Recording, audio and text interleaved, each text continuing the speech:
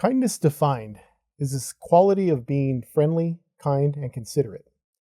It can be expressed in countless ways. Picking up a phone and speaking to someone who's been on your mind, lending a hand to someone struggling to open a door, or simply saying good morning to a stranger walking by you on the street.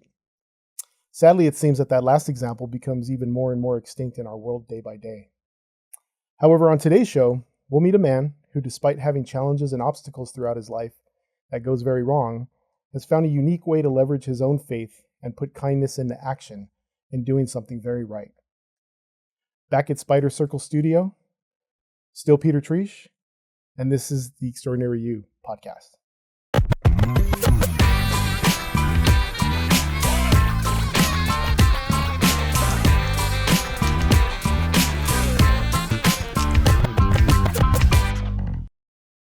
Welcome to episode 2 of our ongoing series where we share extraordinary stories from everyday people.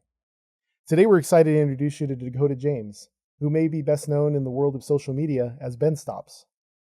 If you follow him on Instagram or YouTube, you'll know that he's a man driven to serve others and uses a particular kind of act of kindness as his way of doing it. We'll learn all about who he is, where he comes from, and why he does what he does in a very unique way. Dakota, welcome, man. Thank you. Good to be here. Man, let's get into it, man. There's a lot to cover. Had the privilege of finding you on social media a few weeks ago, and as you know, I reached out to you, and I was super hopeful. I was like, man, I hope this guy sees my vision and what I'm trying to do here, and would want to partner with me today. So, what were your initial thoughts when I reached out, man? Well, the name was, Amazing, the Extraordinary You. I was like, okay, so that popped out at me. I saw you, and then again, for me, it was just more of the excitement, and I was surprised that anyone was like even wanted to reach out, or even talk to me, So it was like I was excited. Man, it was cool, bro. I was excited.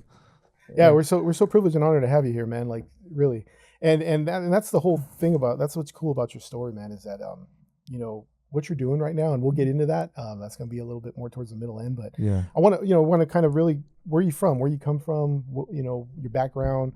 You've had a lot of ups and many downs, right? But that didn't hold you down, right? And that's what I love about your story, man. Your resilience, your drive to be better, to do more, and not just for yourself, but for others. And that's really special, man. So let's take it back, man. Tell us about your background, your hometown, your parents, your siblings. You have siblings, what's the scoop? Thank you, though. First of all, a lot of nice things you're saying about me. I feel like I've been through so much in life, so much that I just try and I don't have anything else in me left to give but some kindness. You know what I mean? Life has been hard. I come from Roseville, California. It's a little city just right outside of Sacramento. Okay. I feel like everyone knows everyone there. It's really grown now. It's known for its train stations. Sacramento has, that was one of the main train stations, in California, the main hubs, okay. Where it all started, like the Amtrak and all that. So interesting. We're really known for that. I actually have on my arm the crooked bridge right here. And this is the Roseville train. There you go. Yeah. So this is the actual bridge right outside. I actually grew up on the street that runs underneath this bridge, which is called Roseville Street in Roseville, California. Yeah, that's where I grew up. My sisters, I grew up with 2 older sisters. Okay. My father raised us on his own. He's I got my work ethic, from him, and I would say all this giving actually started from seeing him as a young kid playing out in the front yard. He was very hardworking, always out there working on his truck or whatnot. I never really liked to get dirty, to be honest, and when I did try and help him, he was kind of always tense, so I didn't take being yelled at or what really easily, and I was kind of soft in that sense or whatever, like, oh, go play with the girls or whatnot, but that's another story. Anyways, he would be out there, and still, like, I see it now, the bigger picture. You've got so much on your plate. You got 3 little ones out there, and you're trying to get to work the next day, right? And then where I'm from, and I live right next to the Crooked Bridge. There's always homeless people right there. So there was always people hanging out under the bridge or whatnot. And occasionally we would see our uncle, my great uncle, which was his uncle, and he would tell me, like, that was your uncle, when he would come outside, grab a old milk jug or pour out the rest, fill it up with water, make him a sandwich real quick. Yeah, so it was just those little things growing up that I saw about him that I think kind of instilled maybe some of this in me. But yeah, so my sisters, it was two of us or three of us, my father, and in a little house right next to that my great great great grandfather built. Oh wow. So you're really rooted into the community. Yeah, so our well. house is like over 100 years old. It was Wow. really old, and I would say my dad was the type of, he was probably the Grinch in the Christmas story. Like if you're going around on Halloween, our lights were off. Every house is lit up, ours is dark. You know what I mean? On purpose, so no one would come knock on the door. He doesn't want anyone up there. But it's crazy because he has the biggest heart, but a lot has happened to him. So maybe, I don't know. And we've kind of, it's hard. I've been dealing a lot with my father lately, and he keeps coming up, and it's like, it's a lot. And I don't know. I'm kind of upset with him, to be honest. And it's like, I don't even want to talk about the family, but here I am. We want to, I'm here, I don't even know, I'm not used to this, to be honest, but, appreciate the transparency. Yeah, man. no, like, he was just being open. It's just hard because of where I'm at in life, and it's different, when you start to get older, and then life changes and you're just completely on your own. I feel like I've kind of been on my own since I was 5 years old. Since that time, It was, his tattoo was healing, and he was like, damn it, Dakota, get out of the bed, go sleep in your arm, yelled at me. And it was like, from there on, I was sleeping on my own, trying to figure it out, and just got scared of my own father. I became scared, but I still loved him. He was my hero. Sure. So man, I can relate on a lot of ways. I felt like you and I probably shared the same similar type of father. Tough love, and but with some trauma events, and you're scared of him, but you admire him too. No, man, I can get it, man. I definitely get it.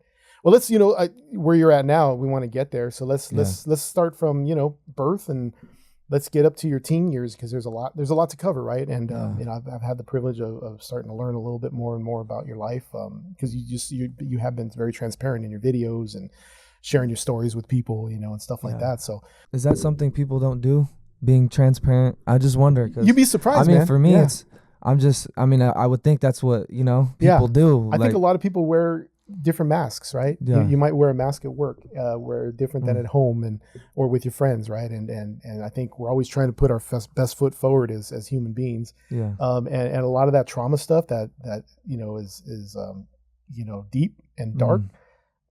Typically we tend to hide it, right? We don't want people seeing that. That's what I find. That's what I've experienced. That's very true. That's what I've been. Yeah. And so, just talking from my own experience, I think that does happen, And it really stands out. Oh, I appreciate that. Yeah, no, for sure. It's what you're giving is definitely a gift. It gives people courage.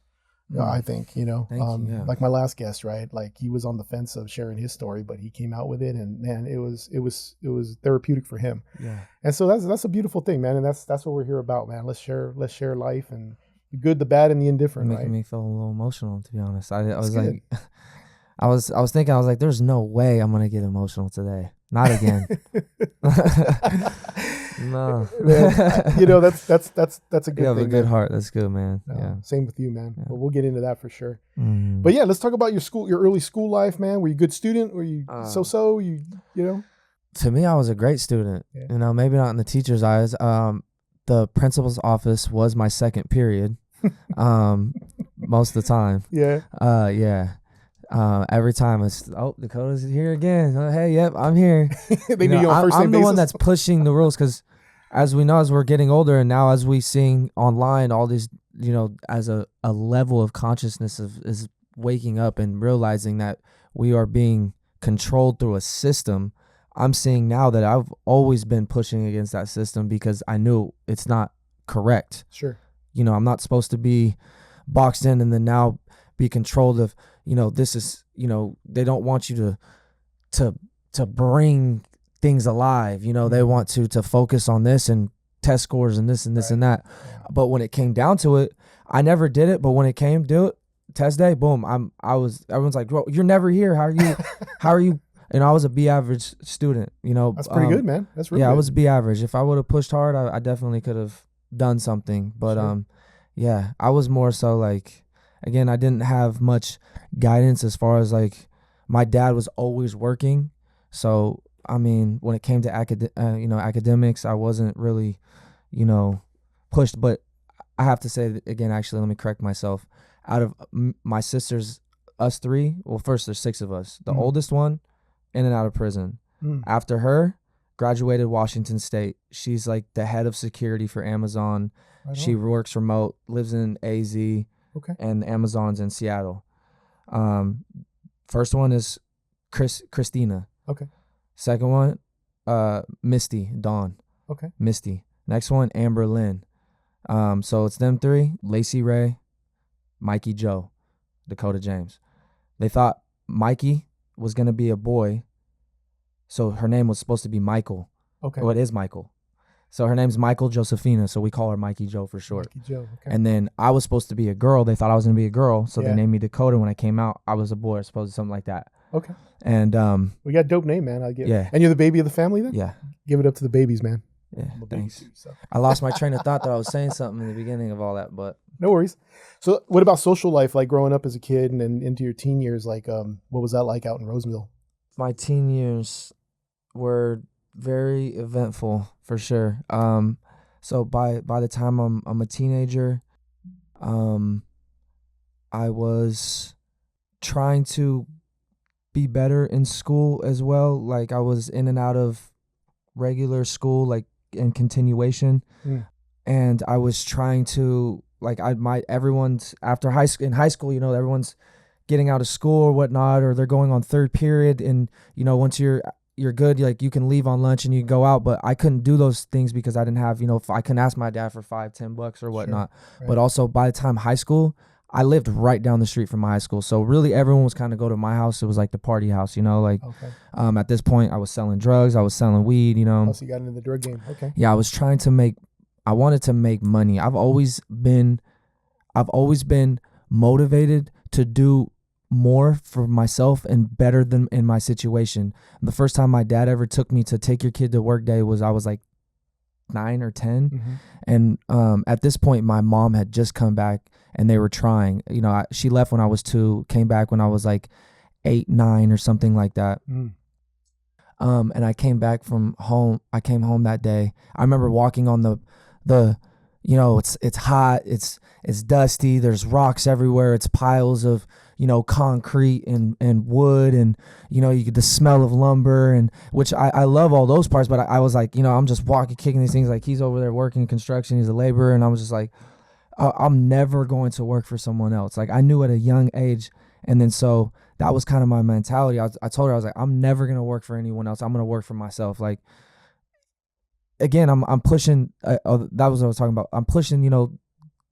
These construct of walls where I'm saying like this is not how it's supposed to be. So that was my goal. I wanted to do more. So when I was in high school, and I see people doing, they got money, they're doing this and that, and I want to be a part of it. And my friend was gonna start selling weed, and I know a lot of people. I'm kind of like the hub. Like I know everyone. I'm kind of the I'm kind of the guy that's always got a guy for something. If you need something, I'm like, oh, I know a guy. Yeah. Which I didn't realize, and it's crazy. I'm total side note here, but that I believe in. I'm a firm believer in Jesus Christ and in God, 1,000%. He's guided me to where I'm at today.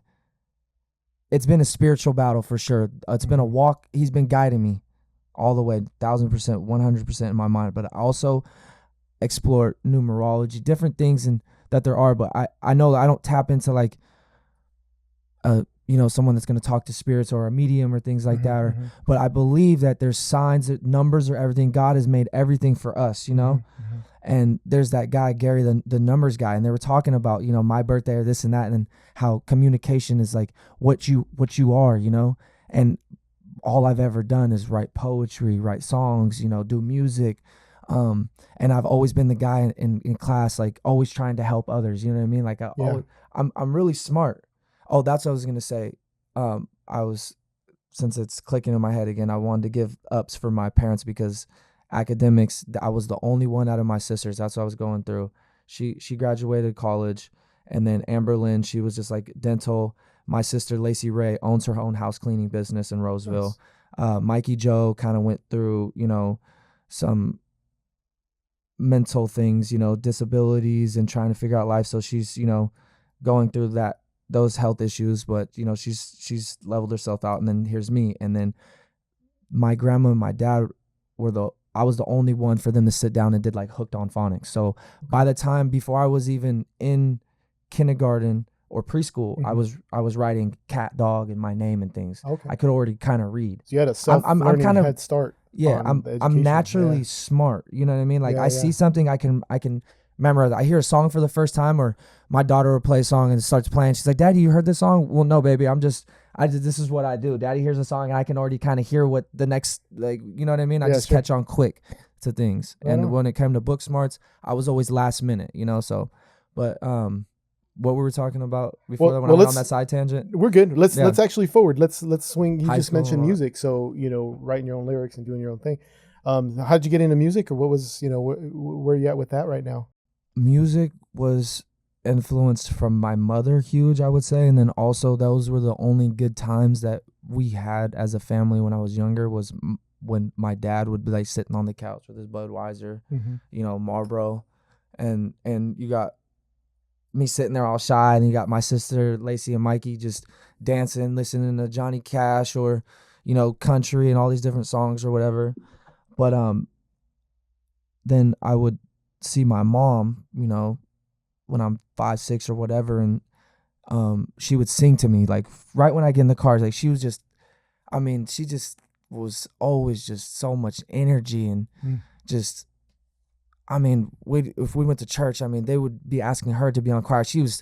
There's 30 people up there in the choir. She's out singing all of them. She's just got this loud voice. Every time she walks in a room, if you're scared, say you're scared. She's from down South Florida. She's, this bold. Yeah, real bold, Right. But she would sing, the song by the Judges, "Mama, he's crazy, crazy over me." Yeah, and I would just stare up at her, man, and I was just in love, this is my mom, how amazing. And so every time I was alone, I would just turn on some like R&B. My favorite album was Usher, and I would just turn out the lights and I would just be like, it's my way. I'd be singing. Right? Yeah. And I just really fell in love with just singing, and that was really my biggest outlet. Has really been. That's why I thought that's what I would be doing with my life, which I didn't realize it until way later. Like when I went to a Christian discipleship program, when my friends had a intervention on me because I was drinking. And, at this time I was working in the men's department at JCPenney's. I just graduated high school. I was in college for business law. Okay. And, I'm still partying every day. I'm trying, I'm still selling drugs, Oh, you're doing a lot, man. Yeah, I was doing it all. Busy. Good and bad. So, So then, so some trouble arises, right? Getting into fights in high school. There was one that really got you into some serious deep water. Yeah. Beating up a kid, and he was kind of came at you, and it was more a self-defense thing, right? We talked about or mentioned that, but there was something that was interesting. I saw that you were in another interview and you mentioned about how you kind of wanted to see what jail was like, so you kind of, can you talk a little bit about that? And then that kind of was a wake up call for you, right? Yeah, for sure. Which can kind of tell you the mindset of where your surroundings are when a kid wants to know what jail's like, you know what I mean? It's like, I didn't have a mentor, anyone to look up to. So I'm thinking, all right, this is the life I'm going. This is all I really know. That was kind of the thought process behind it. Why would I want to go to jail? Because first, I'm tough. I'm not scared. That's what you're thinking. Like I'm trying to show like I can do anything. I don't have to be scared, but you don't have to.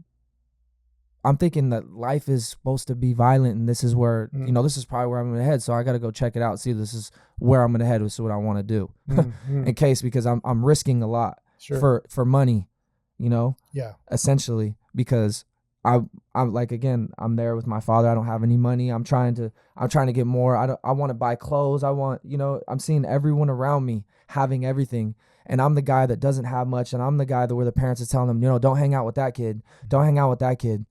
Now all of them are calling me to, hey man, can I come hang out with you? I want to be around you. When I remember I was trying to hang around them to to try and, you know, better myself or whatnot. Yeah.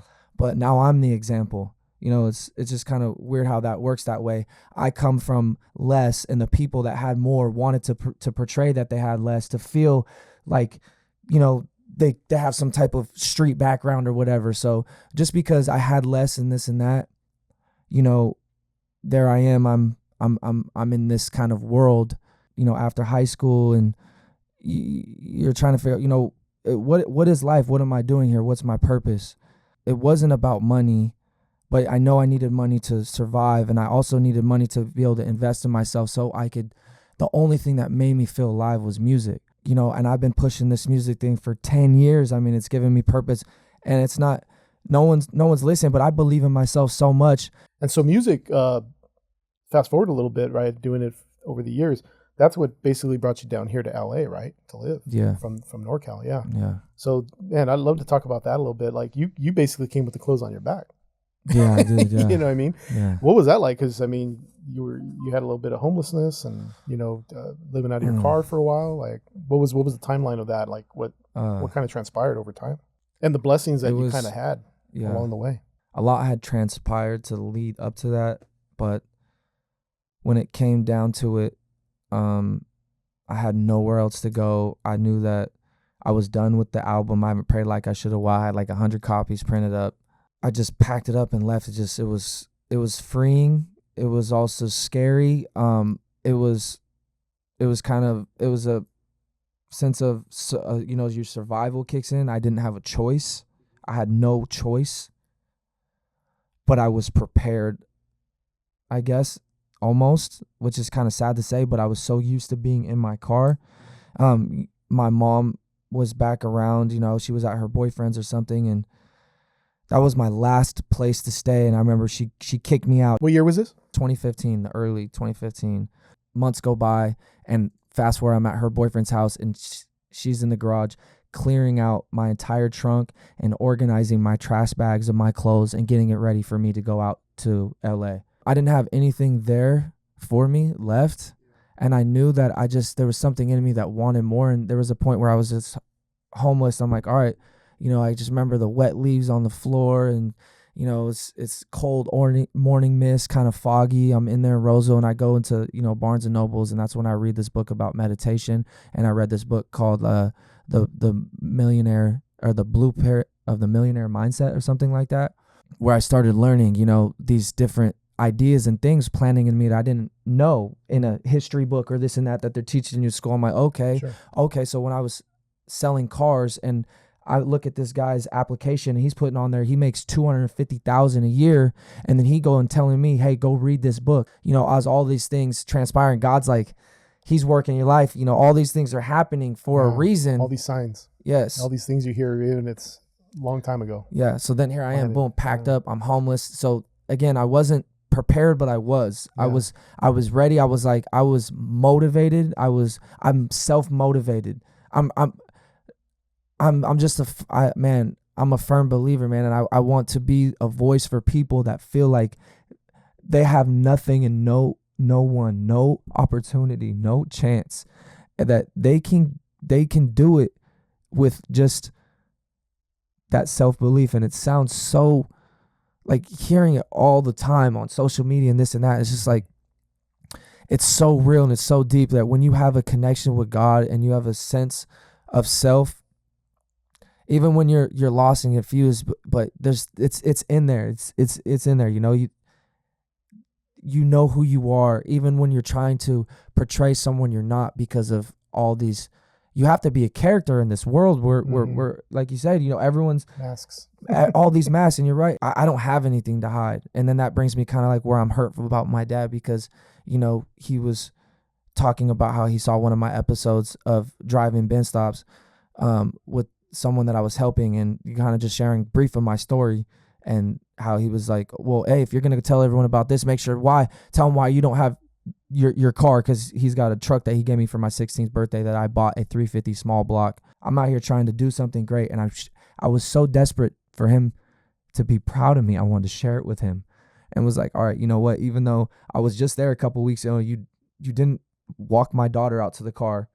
You know, I bring that up to him the other day, and he says, I was waiting for you to come here, just trying to Mm. reflect and put it all on me. Anyways, you're the man here.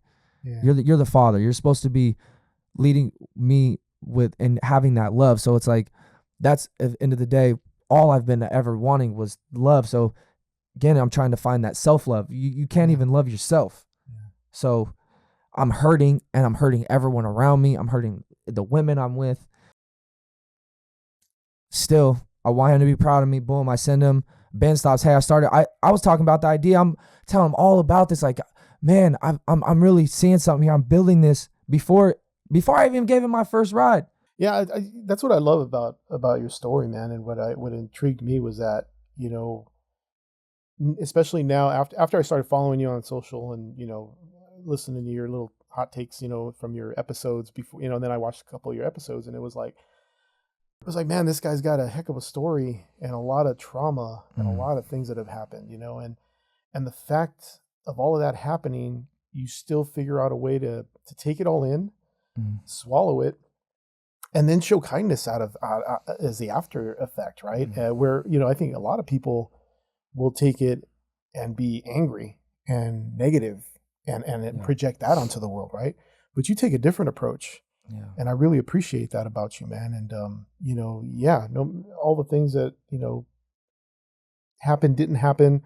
You know, the stuff growing up, you know, tough life as a kid, right? yeah, Figuring out a way to hustle, you know, getting into the drug life, you know, with you know, selling it, a little bit of addiction here and there in between, mm, you know, the jail, you know, the jail trial, we call it, right? yeah, That you're like, nope, this ain't for me. This isn't what life's gonna be. yeah, You know, the Lord guiding you along the way and giving you, you know, mm, moments of clarity, moments of what, you know, what He wants for your purpose. yeah, The music, you know, you get out to LA with the clothes on your back, like, all that's incredible courage. Like, this is what I'm going to do. I'm going to die by this, right? Like, this is what this is where I'm planting my sword. And then in between all of that, right, at some point you become a father, right? mm, So yeah. talk about your baby girl and what that did to change your heart or your life. What did it do to you? Having my daughter was definitely part of the transforming of the mind. I had to start realizing that I'm not doing anything for myself anymore. Now it's for someone else. And that was a process, trying to navigate the relationship and becoming a father, because what people have to understand that the woman is not the only one pregnant. You guys are both pregnant. And the man has a job to do. And and I was so excited to be a father because I wasn't ready, but I knew I was gonna do it with someone that I loved. And that's what was important to me, because at the time we were in love and we were talking about marriage and whatnot. And I'm like, all right, my whole thing was like, again, I'm out here on a mission to find love. And that's what I'm thinking. Like, okay, I'm going to go to LA. I'll have the whole love story. I'll have a family. I'm going to become, this voice, and I'll be able to be a caretaker for my family or whatnot. And she found me in a broken place. I was, I was living on an air mattress from being homeless, and someone just helping me out in Sherman Oaks. And obviously she saw the potential in, who I am. And but again, like, I may portray but that's why I like to be who I am, because again, back to the beginning, the last thing my dad said to me was, yeah, why don't you, because I told him he said some bad things about my daughter, and I said, I would like you to say that to my face, but I'll just leave it at that. Just leave me alone. He goes, well, why don't you? He goes, no, you come out here and I'll say it to your face so I can show everyone who you really are. There has not always been a sense of kindness. My reaction has always been anger and hatred and not knowing how, but I was hurt. Sure. But again, like, I would always take my shirt off my back for somebody. It's always, as you see, I'm passionate. I stand for what I believe in. And I was always the guy that's always going to go stick up for the kid that's being bullied. Hmm. I wasn't afraid to get hurt or put myself out in harm's way to help someone else. Yeah. So I guess, and like I said, if I've hurt people, but I'm sorry for that, and I'm sure like even my own family, they see me doing well, and and people are looking up to me or looking to me and coming to me for advice and saying that I'm helping them from my story and my message, and now and they're judging me, but off the same person who I used to be. I'm still always been me. I've always been that same heart, that same, that God's been right there. It's God, you know what I mean? It's all of us. Yeah, and you're kind of metaphorically anyway. You're taking off your shirt for people. Yeah. With Ben stops. So let's get into that, man. Let's talk about it. I think that's what we wanted to get into mostly. Yeah. Is Ben stops, and how did the idea come about? What is it? What do you do? Ben stops. It just started. So Benz, like BENZ. Okay. Mercedes Benz. Okay.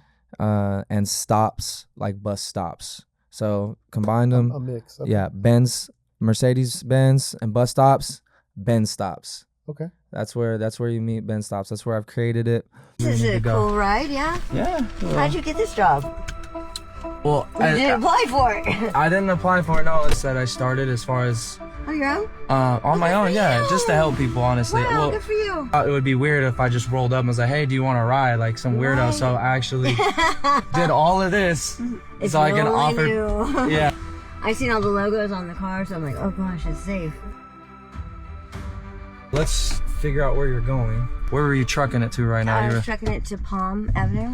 Palm Ave. I could Yeah. take you anywhere. Oh, DMV would be wonderful. DMV. You want to go there first, or? Yeah. All right. I was just trying to help somebody one day. I'm first of all, I never thought I'd be in a Mercedes Benz. I was never really a goal of mine. Again, these material things, once you start to get them, you realize, okay, that was never the mission. That's not fulfilling. What is the bigger picture here? Yeah. But I'm glad it happened and it came to fruition, because here I am in this Mercedes, and every time someone sees me, they're like, oh, your car's so nice and this and that or whatever. And then I'm just like, this is nothing to me. And then here I am, I see this person out here on the street waiting at the bus stop, eager to get somewhere. And I'm here I am with this nice something, and I'm taking it for granted, and I just kind of just wanted to help and give back. And again, I had put my music on hold. I spent the last 5-6 years working hard so I could be a father for my daughter. I came out here from my music, and because that she got pregnant with my daughter, that put everything on hold, and I put my daughter first. I have a relationship with her. I've created custody, and now I'm back to being able to do something for me. And I worked on my last album, All or Nothing, and I knew I'm reaching a point where I was like, okay, I'm outgrowing this season. There's a new season coming, and I'm praying and I'm looking for guidance. What am I doing? I feel like it's God's production. Like He's just kind of presents it to me, and it's just real life inspired me itself. And I was like, all right, I'm gonna take action. And when I have an idea, I follow through with it, And I saw something, and I was like, this is something I can actually do by wrapping my car, putting cameras on my car, pulling up to a bus stop, offering them a ride, them seeing, okay, this is completely safe. And nowadays everything is online, and I could never stomach pulling a camera out and going to help someone and be like, here's some money, here's this and that. Like, yeah, I've seen that. That's crazy to me. Or even sometimes, like, people walking around being filmed doing kind acts. I couldn't do that, and you see that there's a genuineness behind it, because obviously I'm trying to get something from the viewers or something. You know what I mean? Sure. It wasn't about this. There's typically a lot of critique. I noticed in comments of stuff like that. It's like, oh, just do it for the kindness of your heart. No, you don't have to film it. Yeah, I understand what you're saying. It's first about helping them, and then it's about sharing the story and exposing that, you know what I mean? Right. And really it was just to create a level of comfort for them. And then also now it's like, now I'm able to bring this alive. And I was like, all right, well, what if I'm able to record these stories, chop them up, put them on Instagram, TikTok, and then go share the whole story on YouTube, and people just go watch it like a little TV series. You know what I mean? Right. I'm helping people, and I'm creating some content to be able to spread something that means something, and I may be able to become self-sufficient off it, because everything's coming out of my pocket. If I can get help from views, what am I gonna be able to do? I'm gonna be able to out there doing something that I love by simply just helping them. And most rides, if people go watch them, I mean, again, it's finding purpose for me, but I'm helping them, but really they're helping me more than I'm helping them. Yeah, I heard you say that in one of the videos, and I really touched me, man. I was like, yeah, it's the gift is in the giving, right? Yeah, giving of your time. So what was it like your first ride, man? Like, what was the feeling like when you finally had somebody who wanted to jump in the car and could use your help? You know, what did that feel like? It was exhilarating. It was rush. I was adrenaline. I was nervous. I was like, I don't know. Actually, I was kind of calm too. It was like I would say it felt right. You know what I mean? It just felt right. I guess I was kind of nervous at first, and then I was just like, all right, whatever. I'm just kind of felt natural almost. Actually, I'm there, and then I do it, and then I guess more of the excitement hit me afterwards. You know, looking around bus stops, it's completely dead. I don't really plan this out of like, okay, when do people go to work and this and that. No, I'm just hitting the streets. Boom. When I'm available, I'm there, and there's no one at any bus stops. And then there I am. I see this lady just trucking it with 2 big old bags. I'm like, all right, you know. And then I was just like, this is my first time. I don't know what I'm doing. I have all these cameras. I don't know how to edit things. I don't even know how to use cameras. I don't know how to use a computer. I'm just gonna do it. You know, I set it up. Boom. I just turned on all 5 cameras, and I'm clapping like this because they said you got to clap to line up noises and all these things. I don't even use a computer. I do everything on my phone, which is very difficult and crashing and whatever, because you know you can take the audio file from one camera and line them up to all that. I don't know how to do that. I wish I did, because my videos would be 10 times better, because then you can really hear what you're talking about while I'm out there in the street. I don't know. We got a professional movie guy here. Jeff, we might need your help on this one, but yeah, man. I can't even keep up with editing. There's so much to do. But yeah, I turned on the cameras, I did it, and it was like, it was happening. It was like, I built this, and I was like, okay. Everyone's like, bro, what are you doing? Like, go give a ride. I'm like, well, I don't know what I'm waiting for. I guess I'm scared. I'm scared. I'm nervous. I'm excited. I don't know. All right. I'm gonna go do it. Yeah, take that swing. And hey, you want to ride? I don't have any money. It's all good. Hop in. Boom. Yeah. And it felt like I was picking up my aunt. You know, it felt like I was picking up my cousin or my friend. It was just like someone that needed me, and it was like I was supposed to be there. It's like she was waiting for me. Yeah. You know, and I picked up just recently. I picked up this lady in a pretty rough neighborhood, and she was homeless, and I was taking her to her homeless shelter. And I know I didn't want to scare, a stranger. She goes, oh, honey, you're not a stranger. She goes, they're strangers, but you're not a stranger. Yeah. And it was just like, it was just kind of exactly, again, what I'm supposed to be doing. And you know what I love about it too, Dakota, is that you're, you don't just give a ride, right? Like you offered to like, hey man, I'll take you to the next stop. I'll wait for you. Want me to come back and pick you up? Like I've seen several of these episodes. A personal chauffeur, a whole experience. Like you're a chauffeur for the day, man. And it's like to give of your full time like that. I mean, I don't know anybody that would really give sure, give a ride, sure, okay, but to like, hey, what are you doing after this, or what do you need to do after that, right? Like that's super kind, man. Thanks, and listen, like. I grew up in the era where it was a very bad stigma about picking up strangers, right? It was like, you don't pick up a hitchhiker, you don't pick up a stranger because it's like, they're mass murder or whatever, right? I mean, whatever goes to your mind. And so I think, it takes an incredible amount of courage, number one, to be willing to do that. And then number two, to give above and beyond, right? And then on top of that, what I've seen in every episode is at the end, you give them a little something, right? Like talk about that, man. Like, and I try and bless them with a little cash. I try not to talk about that because I didn't want to, I don't want people to see like, oh, I'm trying to get this money, but it's just like, I guess it's just to thank them for trusting me. And, I figure, I remember when I'm out there in the street or whatever, that little bit of help, could just change someone's whole day, Yeah. And to be honest, I felt like less, like I didn't have enough, like even that was this, but seeing them even with $25, I mean, their whole attitude changed. Like, yeah, they're happy, it's a ride. It's kind of like all new. It's kind of like, whoa, this is experience making them feel like someone sees me, I matter, I belong, and I'm not here alone. And then just kind of used to it. It's like, oh, kind of dies down. It's just, and then boom, that extra little cherry on, they're like, whoa, like, wow, this is amazing, and you see that through them, and it's just, I don't know. It's great, man. And I have a lot of other little cool things that I'm trying to do.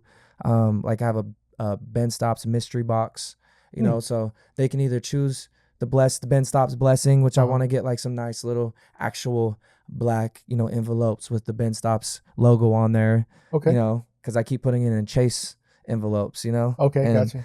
They haven't reached out yet to sponsor, so Hey, any banks? Wells Fargo, hello. Yeah. There's somebody here Ben could Stops. use some help, man. Let's do it. So let me ask you, man, what's your vision for it long term? What are you willing to do to achieve the purpose of Ben Stops, man? Like, what's the future look like? Ben Stops has exceeded my expectations already. I mean, as far as like the amount of love that it's receiving, but I'm at a point where I don't want to get too distracted and all that. I want to keep the main focus what it was, which was going out there and helping people and give them rides.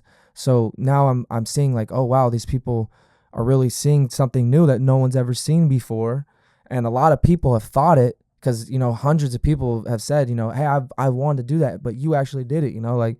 I mean, you might start a movement here, man, after today. Yeah, I mean, I kind of see it as like having, I don't know, Ben Stops be bigger than Waymo. There's Ben Stops that are going around for free picking you up, self-driving cars picking you up, and it'll be like a little media production car maybe. You're in the car and it's already, the camera's on, and each person knows that when they get in there that they have to just share a little bit about themselves, or a little bit about their day or what they're doing. Hey, I'm gonna pick it up. Ben Stops picked me up, free ride, whatever. Yeah, right. You know, even if it's every single day and you're using it to go pick up, hey, Ben Stops here for me again, you know, whatever. I like Or you have to qualify for something, you know. And then I'm starting Driven to Give Foundation, you know, because my whole thing is Ben's Stops. Driven to Give, stopping for kindness. So I'm starting Driven to Give Foundation, so I can start this nonprofit that can take donations and pour right back into this. And who knows if it gets that big, because I can't drive all myself, and I have people saying, hey, I'll come drive for you. And it's like, you know, I don't know. I guess what brought it alive was the fact of the stories, the people being able to have a sense of, like I said, you know, the excitement of just like, wow, this is like the Truman Show. Just like, boom, I just broke the matrix. Here I am. Like, you know, so I want it to be something that will still make people feel special, but also just to help people that are actually in need. So I don't know, bro. I don't know how. I mean, I'm going to be honest. I'm swimming in debt. I have a great job. I have just found out I have a daughter that I never knew about. So I'm getting charged with 9 years of arrears. Just like 2 weeks ago. You know, they implemented this on me, which I've been battling, because it's like I've worked so hard for something to be taken from me, because I would willingly give, but it's different when someone's doing something that's, I feel like is ungodly. Is, you know, these are powers made by man that, you know, I have to just give all my trust to him and go, your plans have surpassed mine every time. You've given me more than I've asked for. So how I'm gonna navigate all this, I don't know, but I know I've started something that's it's not gonna stop. I found something that I love to do, that is selfless. It's not about me. It's and you know, Ben Stops again. It's just about kindness, and I pray that, you know, that this could do more than what I think. One of the things we love is just, you know, kindness and giving people hope, and no matter what's being thrown your way, you know. And we were blessed to be gifted with something that happens to be for vehicles. Beamer PhD Motorsports out here in Pasadena. Got to meet the owner, great guy. He gifted us with this super formula supplements and additives for your vehicles, for high-end vehicles. Nice. Yeah. So Awesome. Spoke to him over the phone, had a nice conversation. He wanted me to make sure you get this, and then he also wants to take care of your next service. So he's going to take care of your Benz and make sure that you ride in optimal. Wow. And taking care of business out there, man. He really loves your story. It'll be the first service on it ever. I don't even know how much that is. I don't really. Yeah, you leave it to him, man, over there. And, wow. Man, thank you, Beamer. Yeah, so shout out to Tim Chikarian and the team out at Beamer PhD Motorsports in Pasadena. Go see them for anything that you need. I want to thank you, man, from the bottom of my heart, this Yes. is a great Thanks for great having sit me. down and talk, man. I wish you all the best of luck with everything you're doing in life, man. And I know it's Appreciate you, tough. brother. I know it's not easy, the path, but you lean on the big man, and you Yeah. know he's never gonna let you down. So Yeah. thank you, bro. Appreciate you. Yeah, no Of doubt. course, man. Today we had the privilege of meeting a man who could have used every excuse in the book and played victim to the tough cards and bad beats dealt throughout his life. Instead, he took those underdog hands, went all in by betting on himself, and used faith and courage to create a pathway towards showing kindness in a simplistic yet powerful way. Although he's just getting started on his own journey, we believe he's onto something special. And he's inspired even myself to go deeper in a world of kindness to help multiply the fruit that comes from it. We root for Dakota and Ben stops every day, wishing blessings and kindness be given tenfold back to him. We also root for you and how you show kindness in your own simple ways. Morgan Freeman, the actor, said it best, quote, "How do we change the world? One random act of kindness at a time," end quote. Thank you to Ben Stops for dropping by the studio today. Please like and follow them on their channels shown on the screen. And we also want to thank, once again, Spider Circle Studios for the phenomenal production and space to share our podcast. And above all else, to you, our audience, whose outpour of love and support has been nothing short of amazing. Please support us on Instagram, YouTube, or anywhere you listen to podcasts by liking and subscribing to our channel and sharing what we do within your own circles. Until next time, family, continue being extraordinary you.